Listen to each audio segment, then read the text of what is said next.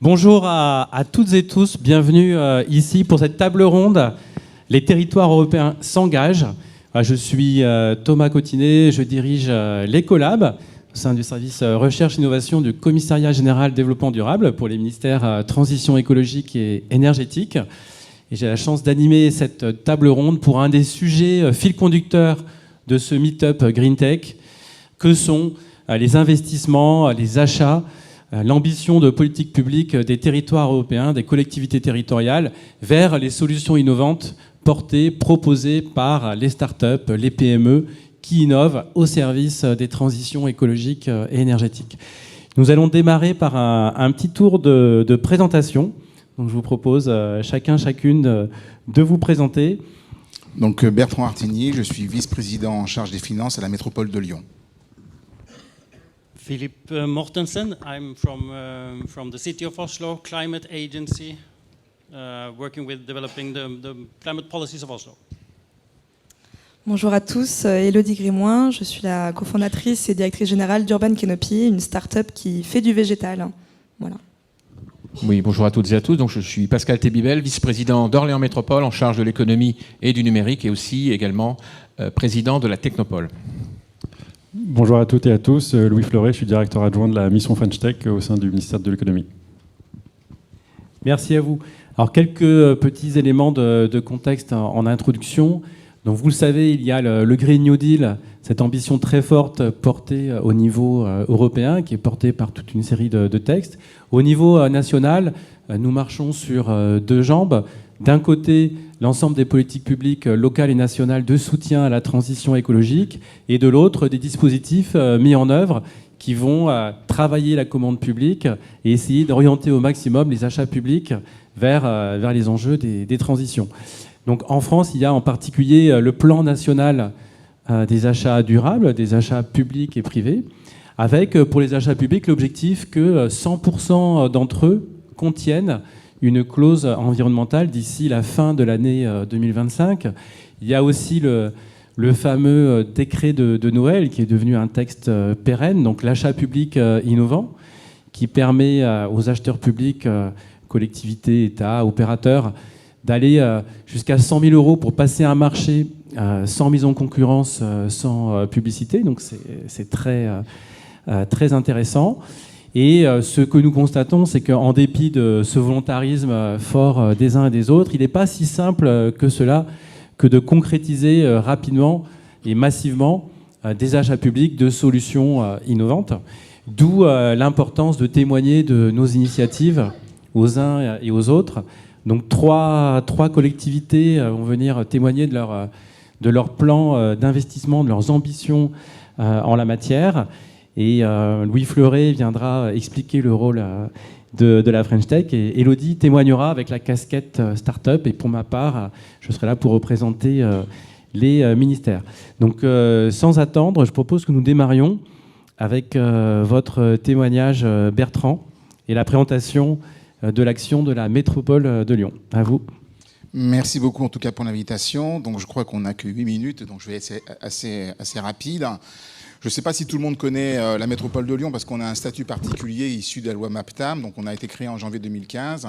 En fait, la métropole de Lyon a remplacé la communauté urbaine de Lyon, donc le Grand Lyon, dit autrement, qui était un EPCI, et on a récupéré toutes les compétences du département qui étaient dans le territoire de la métropole. Donc j'ai mis quelques chiffres ici. C'est 59 communes à la fois rurales et urbaines. Vous connaissez les principales, notamment Villeurbanne, Lyon naturellement, Villeurbanne, mais aussi Vénissieux, Bron, etc. Et puis on a des communes qui font 1500 habitants. Donc en fait, on a vraiment une grande diversité en termes de communes, et c'est pas sans avoir des effets justement sur notre politique d'achat. Nous avons 1,4 million d'habitants, 150 conseillers qui ont été élus au suffrage universel direct. Donc ça, c'est important parce que, contrairement à d'autres EPCI, on a une forme d'autonomie, même si après, il y a tout un tas de systèmes qui sont mis en place de façon à avoir des relations directes avec les maires des 59 communes. Mais disons que nous présentons en tout cas nos investissements et autres au conseil métropolitain. Et dans le conseil métropolitain, il n'y a pas que des maires. Enfin, les maires ne sont pas tous représentés. 9400 agents. Quelques chiffres aussi En termes de dimension, c'est le budget 2023, parce que le budget 2024, on est dessus en ce moment. Donc c'est 3,8 milliards. On a, en crédit de paiement, on avait budgété 730 millions et on avait en autorisation de programme 1,4 milliard. Et on a une programmation pluriannuelle des investissements de 3,6 milliards. Voilà, c'est pour vous donner un peu le cadre général. Pour en arriver au sujet actuel, donc concernant les achats de la métropole, bon, je ne vais pas tout commenter, mais en gros, c'est le bilan 2022, c'est 732 millions. On est légèrement en progression par rapport aux années passées. Après, naturellement, il peut y avoir quelques évolutions. Et ça concerne 527 marchés. Vous avez les 3 grandes catégories, fournitures, services, travaux, dont vous pouvez constater que le nombre de marchés le plus important, ça concerne les services. Et nous avons aussi, donc, il y a une catégorisation que vous voyez apparaître en termes de kilo-euros. Donc, en fait, plus de la moitié sont supérieurs à 215 000 euros, donc passent par ce qu'on appelle la commission d'appel d'offres, que je préside également. Ça, c'est fondamental parce qu'on verra par la suite que ces entreprises qui interviennent sur ces marchés de plus de 215 000 euros ont aussi comme objectif, en tout cas comme clause ou comme critère, d'intégrer des PME. Et ce qui fait qu'effectivement, si on regarde, donc ça, c'est les achats qui m'ont communiqué ça il n'y a pas tellement longtemps, donc je n'ai pas pu vérifier, j'ai pris exactement le chiffre qui m'a été donné. En gros, sur l'ensemble des marchés, on a un nombre de PME, enfin le nombre d'entreprises qui correspondent à nos marchés, c'est 61%, pas forcément en direct, mais aussi en association. Mais en montant, ça ne représente que 50%. Donc on a quand même un marché très captif au niveau des achats par les grandes structures. Alors, ce qui est important, en tout cas, par rapport à la transition écologique, une fois qu'on a dit ça, c'est qu'on a voté au mois de septembre dernier un schéma de promotion des achats responsables, ce qu'on appelle le SPAR, tout simplement, qui a plusieurs objectifs. Donc, le premier, je ne vais pas tout vous lire, mais bien entendu, ce sont les critères environnementaux, tout ce qui est réduction de l'empreinte carbone, les émissions de gaz à effet de serre, la diminution des consommations d'énergie, les économies circulaires, la santé et le bien-être des habitants, bien entendu, tout ce qui est inclusion et justice sociale, donc tout ce qui est l'emploi des personnes bénéficiaires du RSA, tout ce qui est l'emploi des personnes en situation de handicap. On intègre aussi, on va demander, en tout cas de manière systématique, d'intégrer l'égalité femmes-hommes sur les marchés. On ne peut pas demander sur l'ensemble de l'entreprise, mais en tout cas sur les marchés, qu'on ait cette égalité qui soit présente. L'inclusion, effectivement, l'insertion, par l'activité économique. Nous avons des nouveaux modèles économiques que nous essayons de promouvoir, dans tout ce qui est l'économie sociale et solidaire, naturellement tout ce qui est l'innovation, différentes filières d'approvisionnement de qualité, de proximité. Et on essaye aussi non seulement d'avoir des clauses donc, sociales et environnementales, mais et c'est pour ça que je suis très content d'être là aujourd'hui, ça me permet également de rencontrer les entreprises qui sont sur le territoire, soit lyonnais, sur l'agglomération lyonnaise, de façon à faire du local, mais la loi, vous le savez, nous interdit de faire du localisme. Mais en tout cas, par le sourcing, par les discussions, on peut prévenir, en tout cas, informer les différentes entreprises des orientations que nous avons prises. Si on regarde l'ensemble des marchés, donc tout à l'heure, vous disiez qu'effectivement, on a un objectif, l'objectif que donné c'est 2026, nous on essaie d'être un petit peu avant 2025, d'avoir en tout cas que tous les marchés aient une clause environnementale et une clause sociale. Aujourd'hui, nous en sommes à environ 31% de marchés qui ont des critères environnementaux et 48% de clauses. Donc, 43% des marchés ont des clauses sociales. Et ce qui est intéressant là-dedans, c'est que, effectivement, que je le disais tout à l'heure avec le ministre, ce qui est important, c'est que la commande publique soit aussi un vecteur de transformation du territoire. Et effectivement, de permettre à des personnes qui sont éloignées de l'emploi de pouvoir revenir dans l'emploi, ça nous paraît être fondamental. Et c'est pour ça que nous avons indiqué ici quelques chiffres qui peuvent être en tout cas intéressants. Sur les entreprises de l'aire urbaine que j'évoquais tout à l'heure, c'est près de 500 communes. Et donc, en fait, sur nos marchés, 49% des entreprises sont issues de l'aire urbaine, donc est beaucoup plus grande en tout cas que la métropole de Lyon. Et seulement 45% des entreprises avec qui on travaille viennent du territoire de la métropole de Lyon. Donc ça, c'est ce que j'appelle, entre guillemets, le localisme. N'allez pas le répéter, mais c'est effectivement les entretiens, le sourcing, les rencontres que nous faisons régulièrement, en tout cas les directions opérationnelles font régulièrement, qui nous permet de maintenir ce niveau. C'est très difficile de l'augmenter. Et puis nous avons effectivement des acteurs de l'économie solidaire, puis des marchés réservés. Vous avez un petit tableau en bas qui vous montre que depuis le début du mandat, on a complètement transformé en tout cas nos marchés, puisque concernant les ESAT, on est passé de 71 000 euros à 345, et concernant les entreprises pour d'insertion par l'activité économique, on est passé de 2,9 millions à 5 millions. Ce qui est important, c'est que toutes les entreprises ne peuvent pas répondre tout de suite à nos demandes. Donc, à travers le SPAR, on leur demande, on peut avoir effectivement des clauses ou des plans de progrès de façon à ce qu'elles nous indiquent comment elles s'inscrivent dans la dynamique environnementale et sociale que nous avons souhaitée. Alors, pourquoi on fait ça? Tout à l'heure, je l'ai dit rapidement, la commande publique, elle est là pour transformer le territoire. Alors, souvent, on parle de la transition écologique. Moi, j'ai souvent tendance à parler des transitions écologiques. Donc, il y a les mobilités, je ne vais pas revenir là-dessus, je n'ai pas le temps. C'est effectivement les vélos, les tramways, c'est important en tout cas de façon à réduire les gaz à effet de serre. La production et la distribution de l'eau potable, c'est aussi un grand enjeu parce que on constate une diminution en quantité et puis une baisse de la qualité en tout cas de l'eau potable. Donc on l'a repris en régie. La végétalisation et la biodiversité, 300 000 arbres, désimperméabilisation des sols. Il est important que l'eau retourne à la terre. J'ai encore vu un reportage hier avec des grandes inondations. Je ne connais pas les causes, bien entendu, mais je suis pratiquement prêt à parier que la question de l'urbanisme n'a pas été pensée pour des fortes pluies. Et puis la gestion des déchets qui est aussi effectivement extrêmement important. Et là, on a un retour de la part de la population extrêmement intéressant sur tout ce qui est la collecte des déchets alimentaires, tout ce qui est énergie. Mais je n'ai pas le temps de tout développer. Mais ce qui est important aussi, c'est de développer des réseaux de chaleur urbains. Et on rencontre là aussi pas mal de succès de la part de la population. Tout ça ne pourrait se faire sans cohérence, sans avoir un budget. Comme je vous l'ai dit, je me suis présenté, je suis vice-président en charge des finances. Donc je mets en place aujourd'hui ce qu'on appelle un budget vert, que moi j'appelle la budgétisation de la transition écologique, qui doit répondre à 4 grands thèmes. D'abord, faire en sorte que nos budgets, nos dépenses d'investissement soient cohérentes avec les politiques qu'on met en place. La question, effectivement, de l'analyse globale de nos investissements au travers d'un certain nombre de critères. Voilà, j'ai dépassé mon temps. Voilà, je suis désolé. Bon, écoutez. Voilà, j'ai dépassé mon temps. Le réflexe de la transition écologique, parce que parmi les salariés de la métropole de Lyon, il y a beaucoup de gens qui ont des très très bonnes idées, et même dans les entreprises, moi je suis très surpris en CAO d'avoir des retours sur nos appels d'offres, avec des propositions qui sont innovantes et qui correspondent parfaitement en tout cas à nos besoins, et puis naturellement avoir une certaine forme de lisibilité. Les enjeux de la transition écologique, ils sont là. C'est les 5 axes que vous avez ici. La lutte contre le changement climatique et la sobriété énergétique, l'atténuation des conséquences, parce qu'on parle souvent de la lutte contre le dérèglement, mais pour moi, le dérèglement, il est déjà là. Donc en fait, c'est comment on fait, et on l'a vu encore dans les inondations récemment, comment on fait en tout cas pour préparer nos concitoyens au changement climatique, l'intégration des écosystèmes, la sobriété, la circularité. Tout ça, c'est technique. Tout ça, ça peut se faire en un mandat. Je peux trouver toutes les entreprises, je peux trouver tout ce qu'il faut. Nous, ce qui nous intéresse, c'est comment effectivement les entreprises nous aident à inscrire la transition écologique dans la durée. Donc c'est toute la partie violette que vous voyez à droite et qui concerne la sensibilisation et l'accompagnement au changement. Je ne rentrerai pas le détail. Tout ça, ça a été décliné en 23 critères. Si vous avez de bons yeux, vous voyez en parenthèse PCAET, Plan Nature, PLUH. C'est-à-dire qu'en fait, tout ça, ce sont des objectifs politiques qui ont été donnés dès le début du mandat et qu'on va retraduire en différents axes pour la transition écologique. D'un côté, vous avez la partie politique, et après, c'est comment, en opérationnel, ça se transforme. Et c'est là qu'on a la relation avec le SPAR.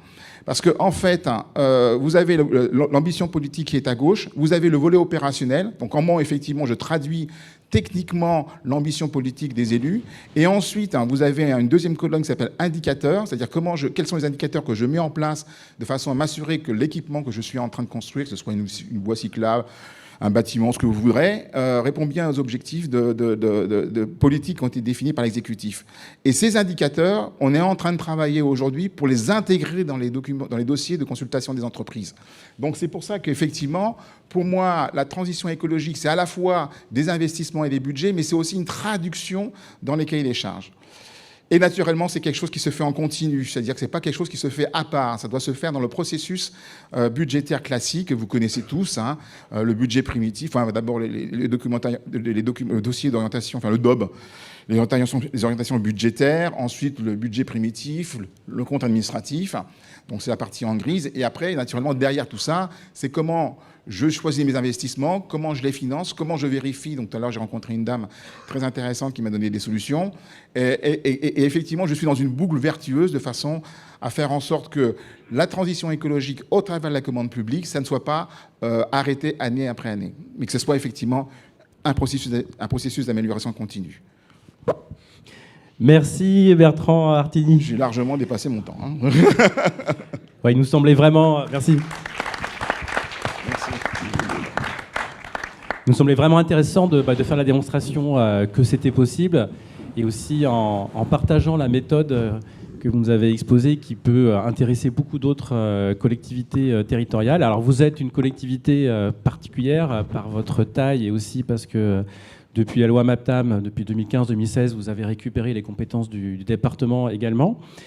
Mais d'autres collectivités, sans savoir ces atouts-là, peuvent elles aussi développer des plans en la matière. Donc je vais passer la parole à Pascal Tébibel, donc vice-président de la métropole d'Orléans, avec là une stratégie différente, et puis les particularismes du territoire qui jouent, notamment votre tissu académique d'excellence et le lien que vous faites entre votre politique de soutien à l'innovation et la politique donc d'achat public, d'investissement en direction de GreenTech. À vous, monsieur Tébibel.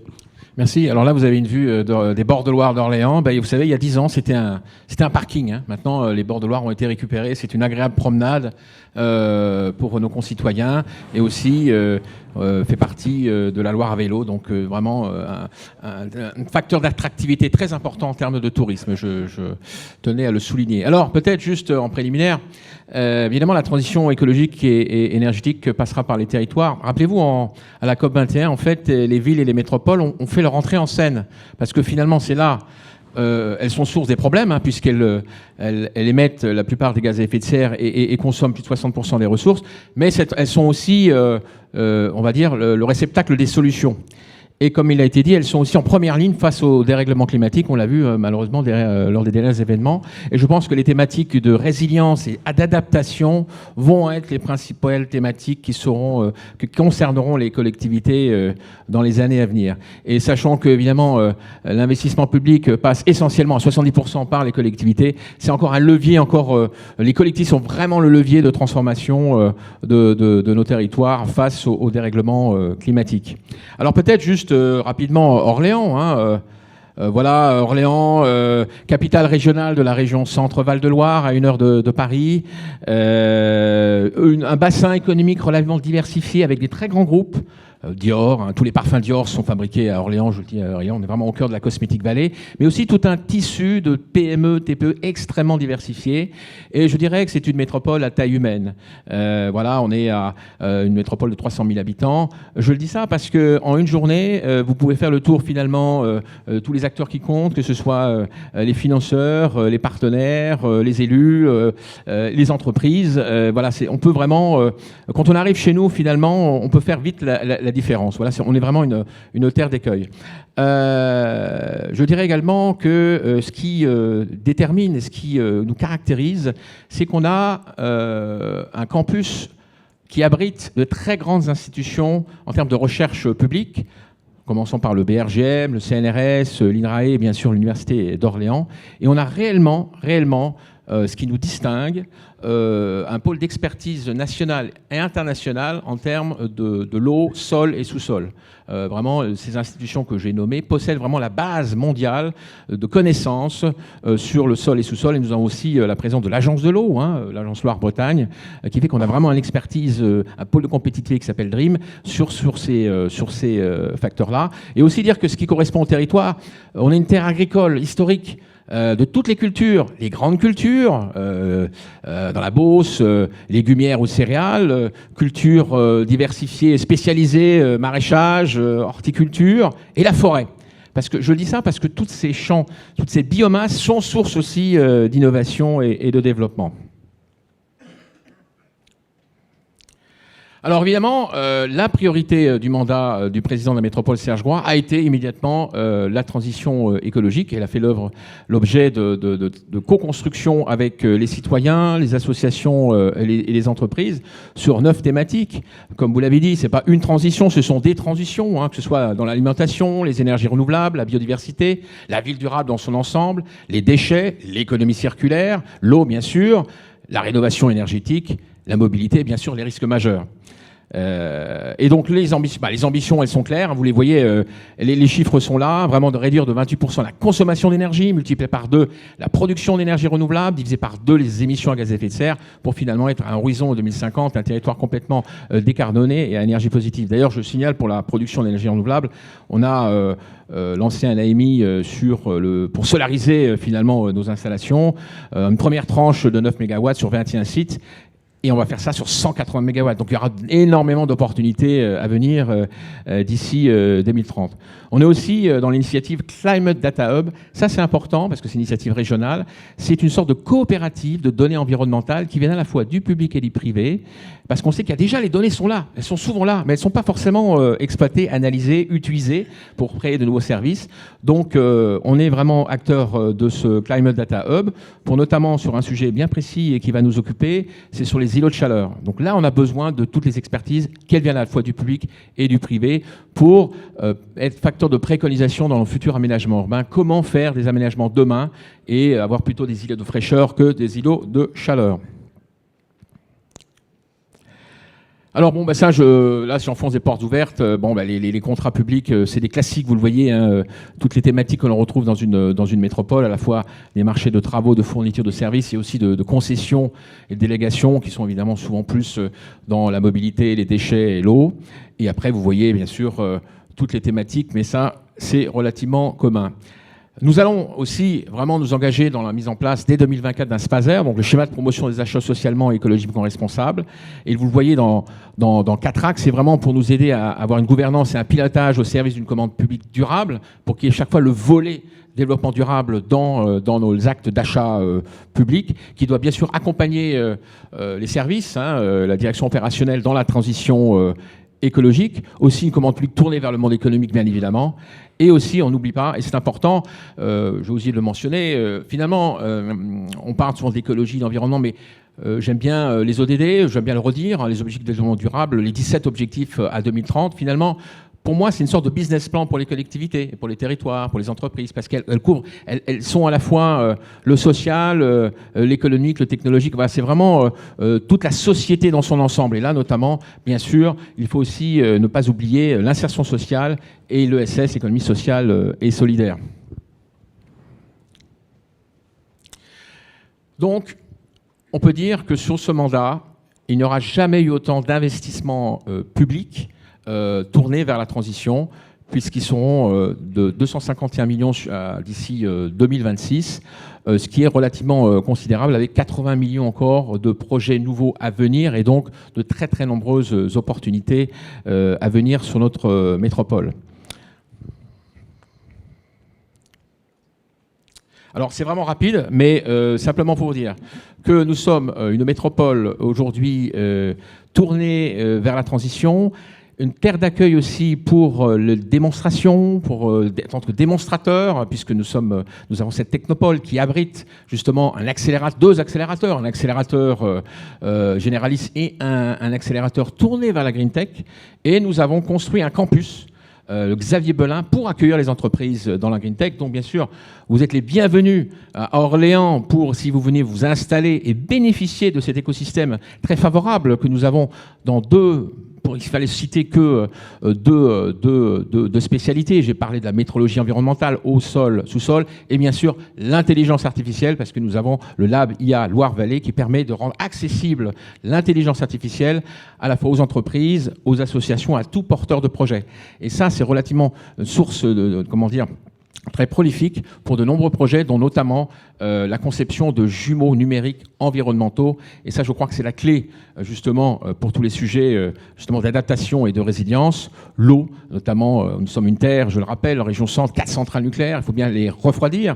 Donc le niveau de la Beauce, le niveau de la Loire, ça va être extrêmement stratégique. Donc tout ce qu'on peut faire pour modéliser, justement, ces niveaux d'eau et le comportement de l'environnement sera essentiel. Donc nous avons besoin vraiment de compétences, d'entreprises qui pourront nous aider à mener à bien ces projets. Je vous remercie.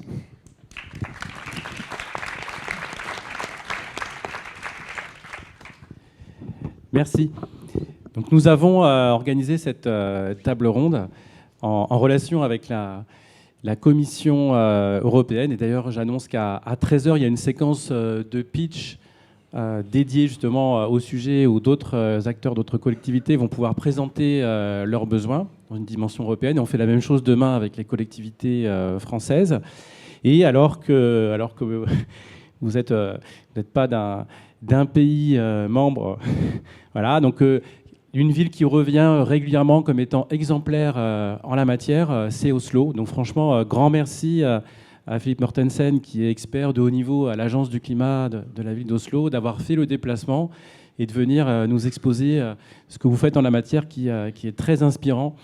Voilà, alors parce que nous sommes sur le territoire européen et en prenant en compte aussi l'espace économique européen, donc d'autres territoires qui ne sont pas membres de l'Union européenne mais qui sont sur le continent européen, nous sommes très nombreux à avoir les mêmes règles en fait, le même droit derrière sur la commande publique. Donc toutes les initiatives qui ont lieu ailleurs en Europe sont extrêmement intéressantes et sont source d'inspiration. Donc à vous Philippe.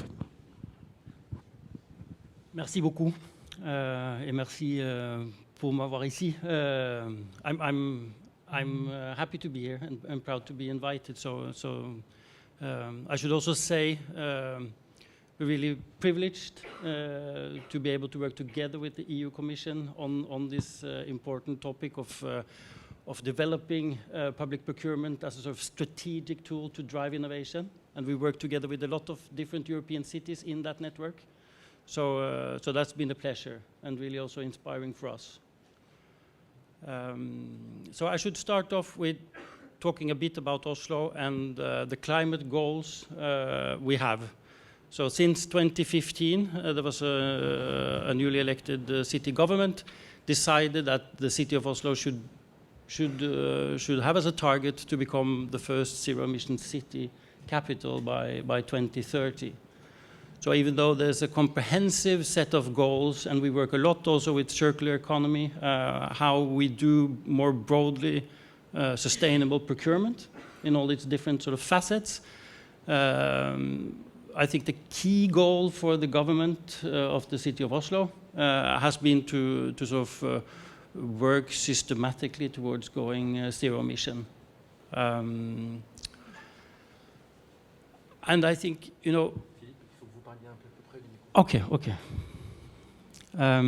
So these are our scope 1 direct emissions that we try to attack.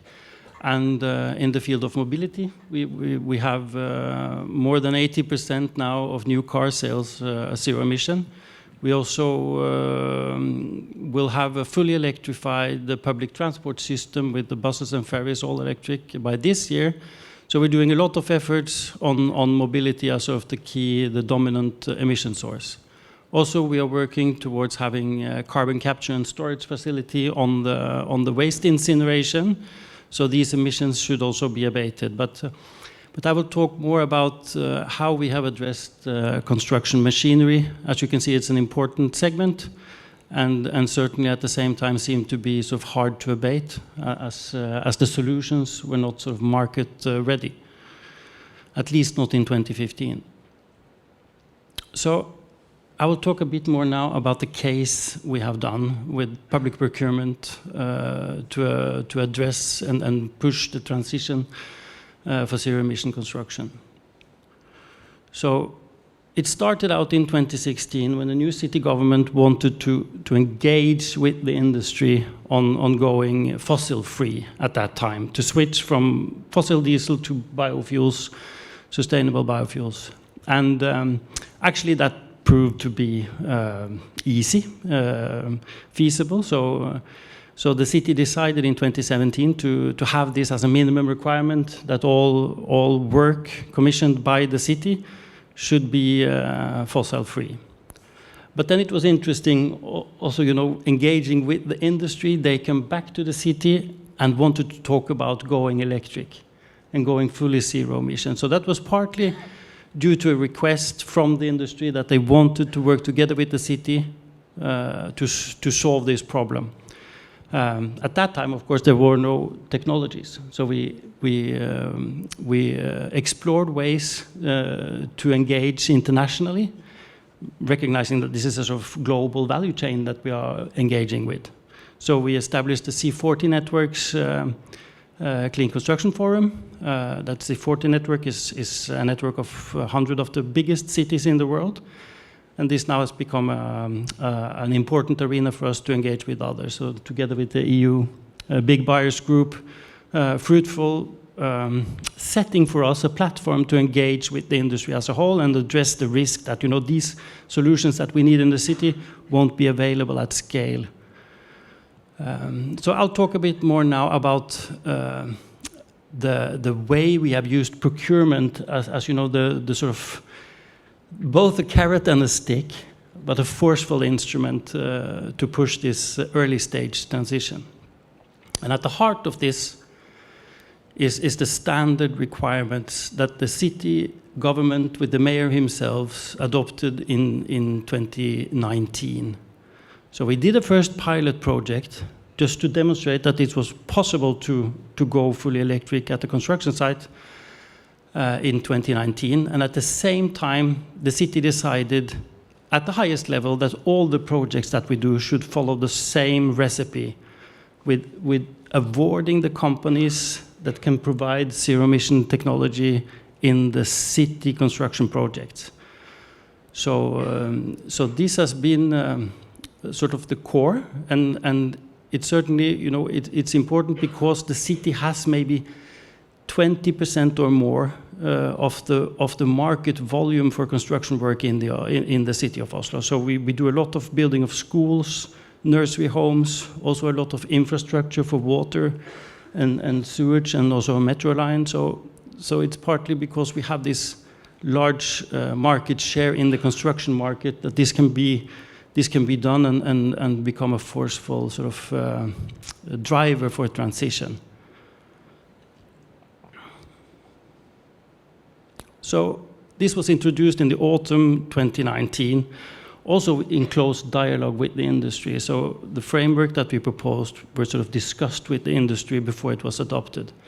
But only 2 years later, when we summed up the reports from 2022, we stand at 55% zero-emission work across the portfolio of more than 60 different projects. So I think that's quite remarkable that from a situation in 2019 where these zero-emission heavy-duty machines were not available at all in the market, by the way that we do this procurement coordinated across all the different agencies, it's proven to be a really forceful mechanism and really attractive then for all the construction companies working in the Oslo region market to invest in both the technology and the knowledge, the business models, all this complex sort of value chain that needs to be sort of adapted. But the industry has been really speedy and really efficient in this transition process, and we now think that it's reasonable still that we can attain the goal of the city to become fully electric across all portfolio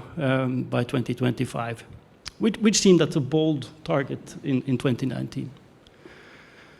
So the next step, of course, and also related to this, is that we do also use the zoning permit requirements, and it's a framework, I guess, would be sort of available to many cities, that they have sort of the ability to regulate construction activity in the city.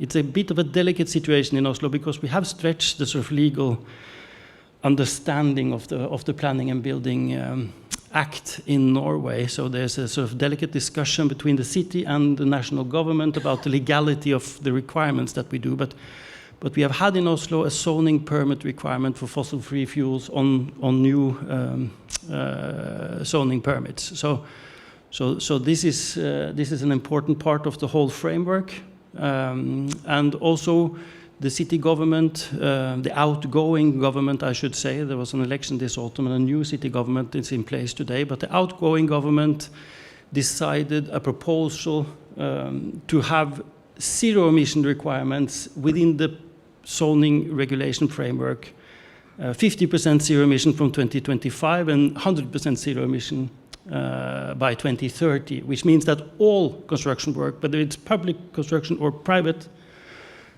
should be zero emission then by 2030.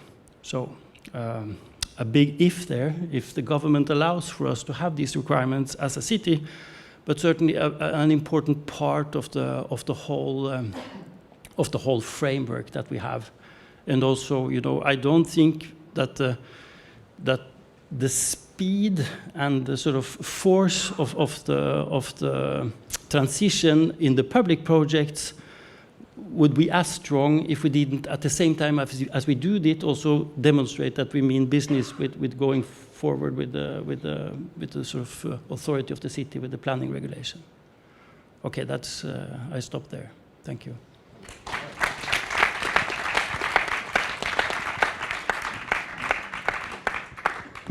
Merci Philippe. Ça nous fait un bel exemple. Vous avez un petit peu d'avance sur certains aspects. La ligne est toute tracée. Donc, Louis Fleuret, vous êtes directeur adjoint de la French Tech. Et au dernier Vivatech, vous avez présenté une nouvelle initiative. Je choisis la French Tech, qui fait complètement écho à tout ce qu'on est en train de se dire. Je vous laisse nous parler de tout ça et puis peut-être réagir aux présentations faites par Bertrand, Pascal et Philippe. À vous. Donc bonjour à tous à nouveau et merci pour l'invitation. Alors c'est pas facile de passer après parce que je vais passer comme moins green peut-être que la ville d'Oslo, mais du coup je vais essayer de mentir en orientant mon discours en présentant plus green que ce qu'on fait. Plus sérieusement, je voulais dire deux choses. La première chose, c'est que je suis très heureux d'être ici parce que dans la French Tech, dans la partie immergée, dans la presse, dans les médias, on parle beaucoup de levée de fonds, de licorne, etc. Parce qu'il y a une orientation très économique de ce qu'est la French Tech, puisqu'on a l'ambition d'avoir de grandes startups pour qu'elles rachètent leurs concurrents étrangers, pour qu'elles créent de l'emploi, pour qu'elles créent des sites industriels en France. Donc on a besoin de savoir cette dynamique entrepreneuriale et économique dans la French Tech, mais l'objectif final, c'est quand même qu'il y ait des solutions innovantes qui répondent à des enjeux, soit de collectivités, soit de citoyens, soit d'entreprises. Et donc évidemment, en matière de transition écologique, c'est une approche extrêmement importante. Et donc du coup, la promotion commencée depuis très longtemps et l'accompagnement par Ecolab, on espère qu'on a rejoint la dynamique avec vous il y a quelques années, vise à faire émerger une offre technologique Green Tech, mais aussi qu'elle soit in fine utilisée, qui baisse des émissions de CO2, qui protège la biodiversité, etc. Donc cette dimension de l'impact des impacts environnementaux de la French Tech est un élément assez structurant. C'est qu'aujourd'hui, on ne sait pas mesurer les 2200 startups Green Tech et leur impact sur la transition écologique. Donc il y a une startup dans la salle qui a une solution pour mesurer tout ça à date et en projection. Je suis très intéressé, donc c'est pas encore un appel d'offres, mais en tout cas, c'est des choses qui sont très importantes. Mais je le dis vraiment au-delà de la blague de départ, puisque la dimension économique qui vise à avoir des entreprises solides qui recrutent, elle n'est viable que si la solution, in fine, sert à quelque chose. Ça peut être des solutions, évidemment, dans la transition écologique, ça peut être des solutions cybersécurité pour les hôpitaux, enfin ça peut vraiment être dans beaucoup de domaines, mais et je le dis, y compris nous, Mission French Tech, on a beaucoup mis en avant une approche économique de la French Tech où on tient, puisque le chiffre d'affaires permet aussi d'investir, etc. Mais il y a vraiment une dimension de la finalité de ce qu'on fait, qui n'est pas juste de promotion naïve des startups, mais de penser que c'est une source d'innovation très forte, pas du tout exclusive. L'innovation vient du secteur public, des grands groupes, des PME, etc. Mais on va dire, dans tous les pays du monde, historiquement, une partie de l'innovation vient d'acteurs entrants émergents. Donc c'est pour ça qu'on a cette dynamique un peu de promotion de l'écosystème. Si je fais le lien avec un angle plus transition écologique, j'ai un peu le sentiment qu'on est dans un alignement de 3 planètes, mais qui n'est pas forcément positif, en tout cas de manière certaine. Alignement des planètes entre l'écosystème Green Tech français, qui est l'un des plus dynamiques d'Europe, quels que soient les critères qu'on regarde, avec une offre diversifiée extrêmement forte. Et quand je relais tout à l'heure tous les enjeux des collectivités territoriales, et je pense que c'est pareil pour toi Thomas, on connaît tous des startups qui répondent à chacun de ces enjeux. Donc on a une offre technologique très développée, avec des entreprises qui commencent à être matures et qui répondent à vraiment une diversité de besoins très forte. Deuxième planète dans cet alignement, c'est la planification quelque part qui a été présentée par les collectivités territoriales et que le ministère de la Transition écologique et le GPE portent aussi à l'échelle nationale. Et donc, du coup, pour les acteurs économiques, avoir une telle planification dans le long terme qui est important pour les collectivités, mais aussi côté entreprise, je trouve que c'est extrêmement positif. Et finalement, je ne connais pas d'autres secteurs où c'est aussi planifié, en se disant, voilà, à horizon 5 ou 10 ans, on va passer à 50% de zéro déchet, et après 100%. Et du coup, je trouve que c'est une dynamique qui est extrêmement favorable. Et le troisième alignement, c'est la réglementation. Alors, il y a toujours le versant positif et négatif, mais en tout cas, une réglementation notamment européenne qui va orienter des marchés progressivement, alors que ce soit sur la production de véhicules sur la vente de véhicules électriques, que ce soit sur la manière de subventionner l'achat de voitures électriques, où du coup on regarde maintenant l'analyse du cycle de vie et pas uniquement des critères juste d'impact carbone classique. Donc on a une réglementation qui donne aussi une sorte de planification, je trouve, aux acteurs du marché. Et donc on se dit, du coup on a une offre technologique, des besoins très planifiés côté secteur public, et une réglementation qui nous force tous un petit peu à y aller. Je pense par exemple à la loi AGEC dans l'économie circulaire qui donne quand même pas mal de visibilité. Et donc ça fait qu'on a une très forte dynamique de collaboration start-up et secteur public sur ces sujets.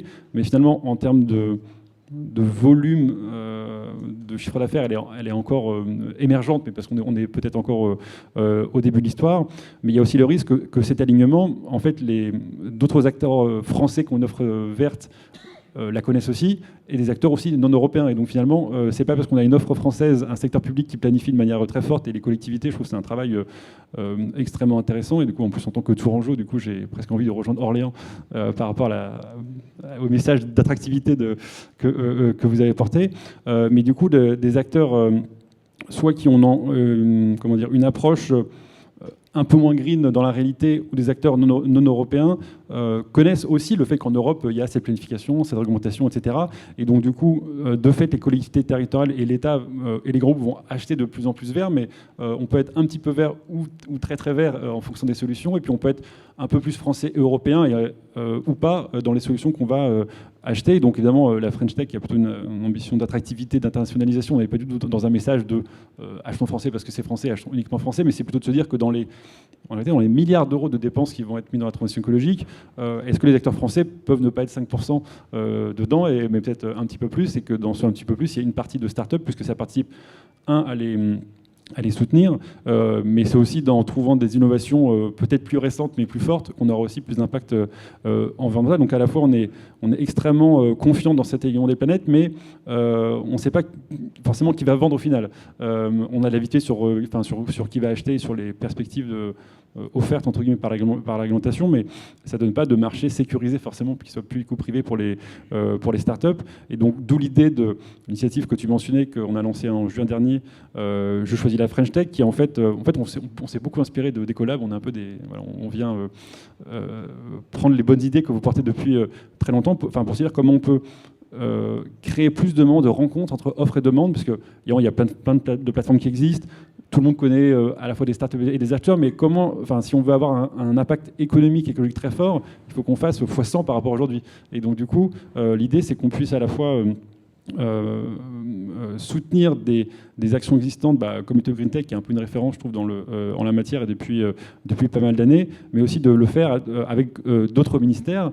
Donc là, en novembre, il y a aussi un événement, deux événements ici, aussi à Station F, avec le ministère des Armées et avec la Gendarmerie nationale. On travaille avec d'autres ministères pour le faire aussi, et j'espère qu'on pourra sortir de l'État pour le faire aussi avec des collectivités territoriales. Et donc du coup, on essaie de brancher l'écosystème French Tech un peu plus sur des actions d'acteurs publics ou privés. On a aussi poussé des startups à la rêve du MEDEF, fin août dernier. Et donc évidemment, on arrive, on a lancé ça en 2023, donc en fait on arrive après tout le monde sur le sujet besoin côté secteur public et privé et start-up, et on essaie de se dire comment on peut soit soutenir des actions existantes, soit en lancer de nouvelles, ou soit peut-être aussi inviter réciproquement des gens, et du coup avoir plus d'acteurs qui se parlent entre eux, parce que du coup il y a une très bonne dynamique. On a le sentiment qu'il faut faire x100 pour répondre à tous les objectifs environnementaux qui ont été précisés précédemment. Donc du coup on fait un peu du business France en France, si je peux dire comme ça, où du coup on essaie de voir comment est-ce qu'on peut favoriser cette rencontre entre offre et demande qui existe déjà, mais pas au niveau des ambitions environnementales peut-être qu'il y a derrière. Et sauf qu'à l'inverse, qu'en 2013, l'État a créé BPI France, où il y a un sorte de bras armé financier de l'État qui fait, on dirait avec l'ADEME, 90% des financements publics pour l'écosystème. En termes d'achat public, il n'y a pas un acteur qui achète pour tout le monde. Et donc du coup, ce qu'on essaie de faire, c'est on fait signer entre guillemets des acteurs publics pour qu'ils s'engagent à mettre en place soit des événements de rencontres, soit des politiques d'achat ouvertes à l'innovation. On a des actions aussi d'engagement de fédérations professionnelles, d'acteurs de l'écosystème, de tout notre réseau French Tech en France et à l'étranger, pour qu'elle favorise aussi ces actions de rencontres entre startups et leur tissu économique public ou privé à l'échelle locale. Donc c'est un peu du meet-up Green Tech, mais du coup aussi en dehors de la transition écologique. Et donc cette dynamique, eh bien, pour nous aussi chronologiquement de manière rationnelle, mais si on rationalise après, de se dire, il y a eu 10 ans de soutien de l'État, beaucoup sur le soutien à la création d'une offre technologique avec tous les PIA, France 2030, etc. Il y a eu les CFTB qui visent à favoriser le financement privé. Et en fait, choisir la French Tech, c'est favoriser l'achat public et privé, qui est déjà là, évidemment, et donc on vient plutôt en bout de chaîne, j'allais dire, mais la dynamique ne permet pas encore de répondre aux enjeux qu'on a derrière. Donc du coup, on essaie de souffler un petit peu sur cette dynamique pour qu'elle soit beaucoup plus forte et que du coup, on ait davantage de startups qui répondent, qui remportent ces marchés parce qu'elles ont des solutions qui peuvent y répondre. Voilà, je m'arrête là pour pas être trop long. Merci Louis.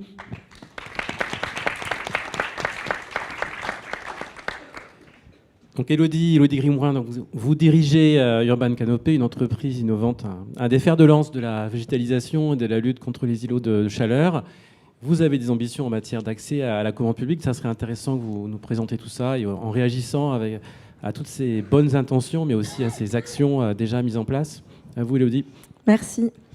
Donc, en effet, moi, je suis un exemple de solution. Donc, Urban Canopy, notre raison d'être, c'est vraiment de rafraîchir la ville et les sites par le végétal.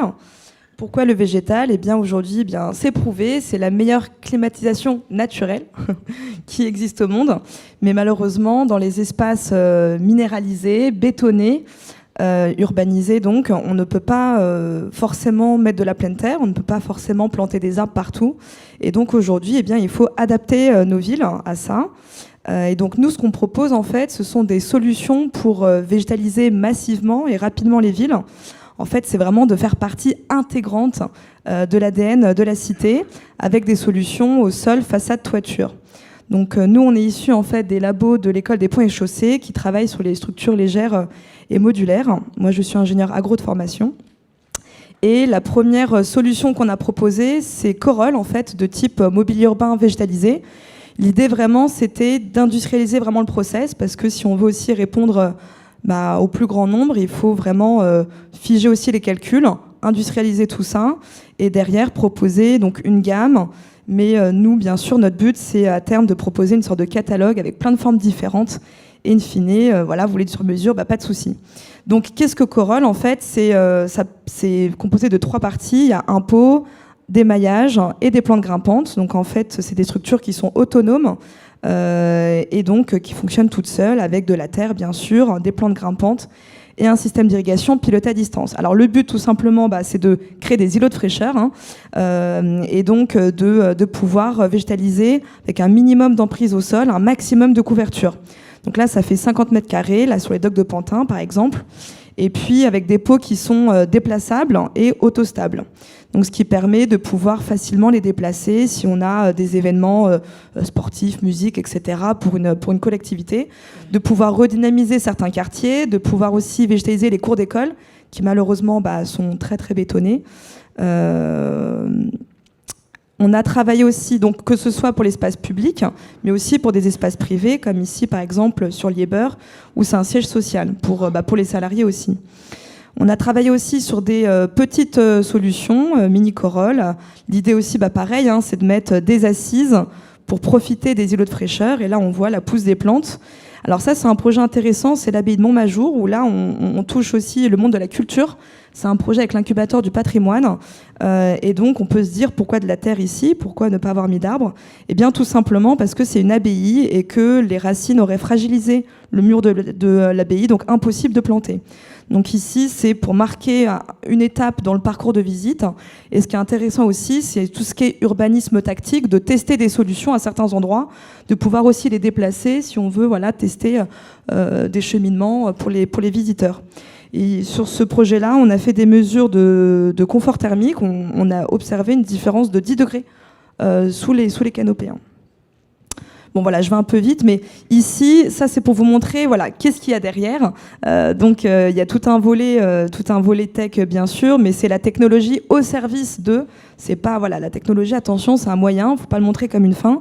Donc il y a la technologie issue des labos de l'école des ponts sur les structures, et puis nous on a rajouté toute la partie IoT pour irriguer en fait intelligemment les plantes suivant les besoins. Et c'est comme ça qu'on peut justement répondre à des marchés publics innovants. Donc comment on vend ? Eh bien, on vend auprès des collectivités directement, auprès aussi d'acteurs privés. Mais sur les collectivités, on répond en grande majorité à des marchés publics innovants parce qu'on a justement 2 brevets. On a aussi le statut jeune entreprise universitaire, donc on fait aussi du crédit impôt recherche. Et en ce sens-là, on peut avoir des marchés simplifiés. Donc pour nous, c'est pratique parce que c'est beaucoup plus rapide. Et donc et puis pour les métropoles, c'est aussi très intéressant parce qu'ils peuvent comme ça tester des solutions. Et puis proposer aussi ce type de solution. On peut aussi nous faire d'autres formes différentes. Et là, justement, à droite, le projet Onde, c'est un projet avec la métropole d'Orléans qui souhaite végétaliser le pont Tina. Donc, c'est un projet innovant. Voilà, donc on a créé un marché pour ça. Ça, c'est en cours. Voilà, donc ça, c'est aussi d'autres formes. On peut imaginer finalement aussi des projets en pleine terre, mais sur un autre thématique, plutôt tout ce qui est aménagement paysager. Et puis sur la partie en dehors de la France, donc on a déjà commencé à commercialiser en Europe. Alors c'est forcément un peu plus difficile quand c'est en direct. Donc on a commercialisé déjà sur Maastricht et puis un peu plus loin sur la ville de Montréal avec un marché public mis en concurrence. Mais nous l'idée vraiment c'est de trouver après des partenaires locaux comme des distributeurs pour installer les solutions, surtout recréer les bacs qui peuvent être créés localement, ce qui permet de limiter le bilan carbone, pas d'envoyer des conteneurs avec des gros pots, de faire fonctionner aussi l'économie locale. Typiquement, nous, c'est du végétal, donc ce qui est intéressant, c'est vraiment que localement, les villes s'approprient les projets, ou en tout cas que des acteurs locaux puissent s'approprier aussi des projets et donc puissent végétaliser, entretenir les solutions. Et pour nous, c'est vraiment comme ça qu'on peut fonctionner. De la même manière, même si on répond à des marchés publics, entre guillemets, je fais que des corolles. Et donc, pour moi, l'impact sera beaucoup plus grand si on est intégré dans des plus grands projets. Donc, c'est pour ça aussi, il y a des acteurs privés qui s'intéressent à nous, parce que les villes nous ont mis dans les marchés. Donc, via des prescripteurs où on veut tout un aménagement, un rond-point, une petite fontaine, des espaces arborés. Et ici, on pourrait voir des structures végétales avec Urban Canopy. Et là, pour moi, c'est beaucoup plus intéressant et beaucoup plus intelligent. C'est que, il faut penser le projet global. Et en ce sens-là, on peut aussi toucher les villes, mais d'une manière plus indirecte. Voilà. Merci.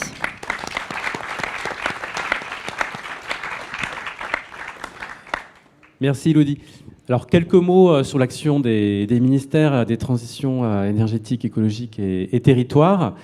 Donc outre des opérations comme le Meetup, et je rappelle qu'à 13h, il y a dans la Junior Stage une session de pitch dédiée sur les besoins des collectivités, et avec Philippe qui viendra rentrer encore plus dans le détail, et également la responsable du programme Big Buyers de la Commission européenne qui sera là, donc pour vraiment vous présenter des exemples de besoins de collectivités européennes, en vous rappelant que quand on est une entreprise française et qu'on a réussi à vendre, à accéder à un marché public en France, on a grande chance de pouvoir le refaire ailleurs en Europe, parce que, comme je l'expliquais tout à l'heure, c'est à peu près le même droit.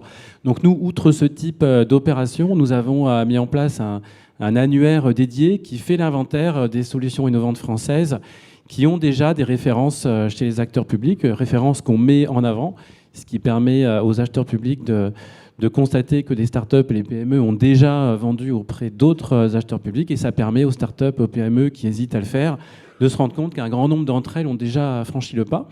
Nous menons l'expérimentation à Saint-Mandé du Living Lab Green Tech avec les 13 collectivités de Paris, Est, Marne et Bois, donc un lieu où on incube les startups pour leur relation avec les acheteurs publics. Si d'autres collectivités sont intéressées par déployer un tel équipement chez elles, il ne faut pas hésiter à nous contacter.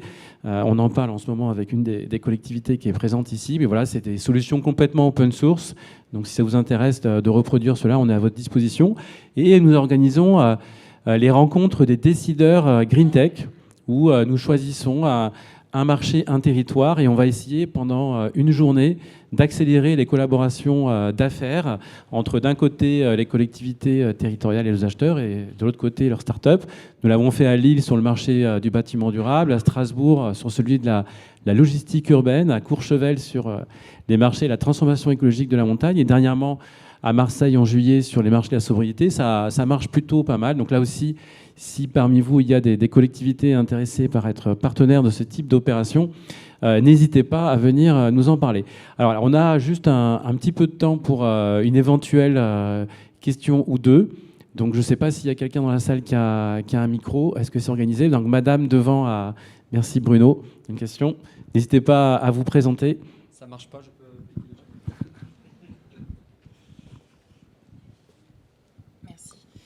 Bonjour, je suis Gladys Epaï, fondatrice de Mondaire, qui est un bureau d'études d'expertise qualité de l'air intérieur et d'architecture intérieure écologique.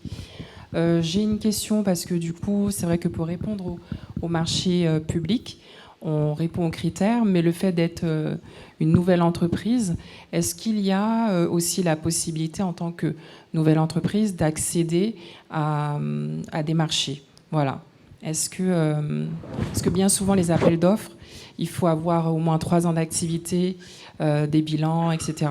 Donc quand on crée une entreprise, on ne peut pas tout de suite répondre, alors que pourtant on répond à un besoin qui est tout de suite, quoi. Enfin, qui est une proposition qui peut être utilisée tout de suite. Voilà. Oui, je vois bien à quoi vous faites référence. J'étais aussi chef d'entreprise dans le job précédent, et c'est vrai que ça peut être un vrai obstacle. Alors il y a ce qu'on appelle l'achat public innovant, qui jusqu'à 100 000 euros permet aux collectivités territoriales de faire directement affaire, de faire du gré à gré, sans que vous ayez à passer par l'appel d'offres, et donc avec la production de toutes les pièces que vous évoquez.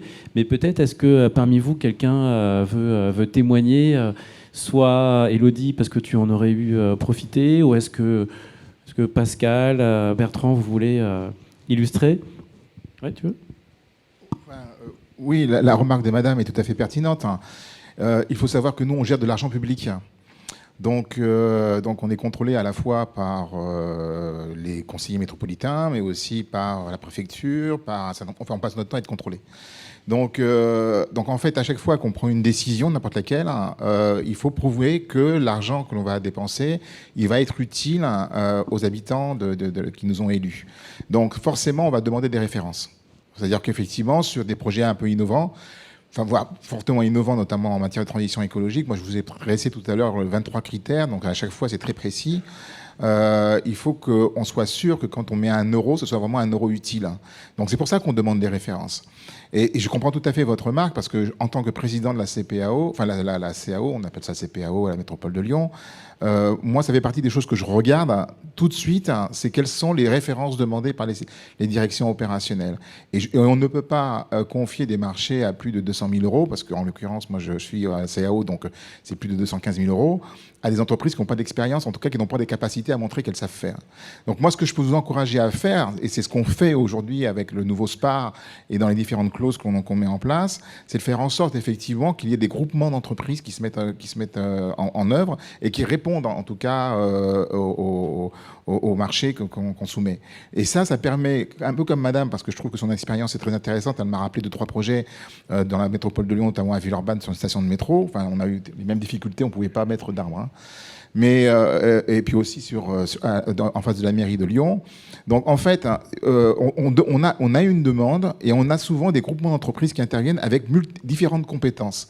Donc moi, je vous encourage effectivement à créer des partenariats avec d'autres entreprises, des architectes, des urbanistes et autres, de façon à pouvoir vous inscrire en tout cas dans un marché important.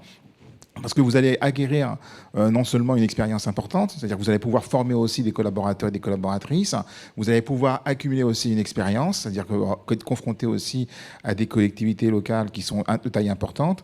Mais si vous y allez toute seule, c'est sûr en tout cas que vous n'aurez pas le marché. Je vous le dis ça tout de suite, parce qu'effectivement, il y a cette question, c'est comment je justifie le fait que la dépense publique correspond bien, est bien orientée pour le bien-être des habitants de la métropole de Lyon. Voilà la difficulté à laquelle on est.